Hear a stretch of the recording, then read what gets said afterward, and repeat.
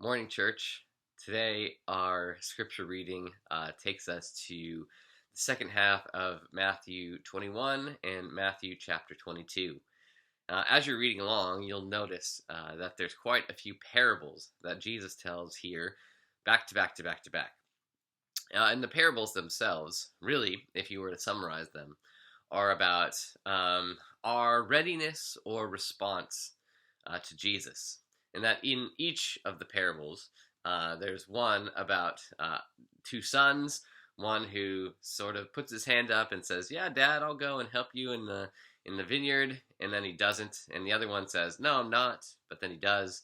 And then there's a parable of the tenants, where a landowner plants a vineyard. He leaves it to his workers, and then he sends representatives to come back and collect on the income, and the workers abuse and ultimately kill his messengers that he sends. And then there's a parable of a wedding banquet where a king prepares a banquet and invites everybody around, but one after another, all of them start making excuses until only the people who are left are the sort of rabble rousers, the people that you would not expect to be in the banquet, those people who are just sort of hanging out on the streets. The good and the bad are invited, and meanwhile, everybody else misses out. And you can easily see as you're reading through that the message is about our response to Jesus.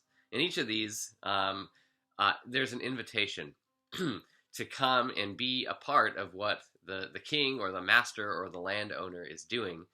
And there is a rejection by those who believe themselves, who you would normally expect to take up the invitation. Meanwhile, there's this welcoming of those who you didn't think would come in. And so each meaning of the parable is really about our response to Jesus. So that's that. But what I really want to talk about today is how we read these parables. Many of us, parables are sort of an uncommon thing. We don't really use them very much these days when we're communicating with someone. And yet, this is one of Jesus's primary methods of communication. And the trouble is, when we read these parables, we often read them as someone who is reading them, who associates ourselves with the winning people in the parables. That is, we read through the parables and we see sort of the bad outcome of those who didn't respond in this case. And we're like, well, I'm glad I'm not like them. And instead, we read and we associate ourselves with those who did the right thing. So like in the wedding banquet, for example, we were the rabble rousers who got drug up from the street and were welcomed in, and we got to be part of the wedding banquet. And so we read ourselves into that story and say, yeah, that's us, right? Or we were the son who at first said we weren't going to go to help our father in the vineyard, but later we went on and went. There's lots of parables like this where we'll look at the parable of the farmer who scatters his seeds, and we say, well, I'm the seed that fell on the good soil. That's me. Um, or that we look at Matthew 25 where Jesus talks about the sheep and the goats, and as those are two different people groups who respond to Jesus by caring for the least of these, we'll associate ourselves, of course, with the sheep, right? That we are those who are taking care of the least and feeding the hungry and the thirsty, and we're doing it all for Jesus. And that's how we often read these texts, from the perspective of victory. However, if you read through and you put yourself in the audience of Jesus, I think it's actually more accurate to read these parables from the other side as warnings. So Jesus here is talking to a mixed crowd of people, consisting of Pharisees, of these religious leaders who thought that they were good with God, that they were morally upright and just, and that God was pleased with them. And this is who Jesus' primary audience is. And so when he's telling these parables, the people in the parables who respond negatively to the master or the landowner or the king, well, the Pharisees knew that Jesus was talking about them. We see this in a number of occasions where they react and they then plot to harm or get rid of Jesus because they see themselves as those people. They don't read themselves as the victors in the story, but they're the ones who are doing the harming or the persecuting or the rejecting of God, the Master. And so when Jesus tells these parables, this is, I think, the image that we're supposed to conjure up. That instead of saying, well, I'm the good soil, or I'm the son that ended up responding, or I'm the person that got invited to the wedding banquet, or I'm the sheep, first, we ought to read through the passage from the other perspective. That we, as we look through, we're supposed to be reminded first of that these are warnings.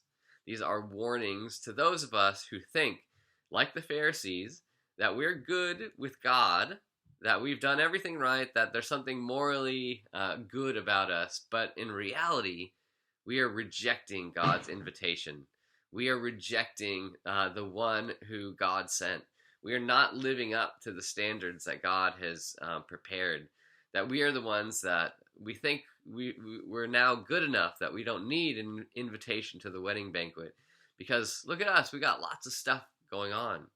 And so before we read ourselves into the story as the victors of the story who responded the right way, we ought to read first as a warning and ask ourselves, is that me, God? Am I the one who you've invited to something, but I've made excuses and rejected you? Are you the one who has sent your son and to come and see the things that I've been doing with what you've been giving me, but I reject him and I want to keep all that for myself? Am I the son that put up his hand and say, yes, God, I love you. I want to be a part of what you're doing. But then when God actually invites us to come, we're like, nah, I've got other things going on.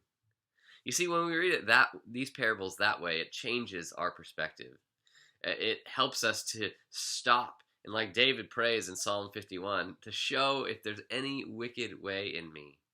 To help us to understand first and foremost, before I just say, yep, thumbs up, I'm doing the right thing, we ought to be self-reflective and say, God, is this how I'm responding to you? Am I responding appropriately? Have I rejected you? Have I forgotten that I'm yours? Or have I just clung on to the things of God and rejected the King himself? So, that is to say, as we read these things, we should read it with both perspectives. First, as a warning, say, God, is this true about me? Have I rejected you?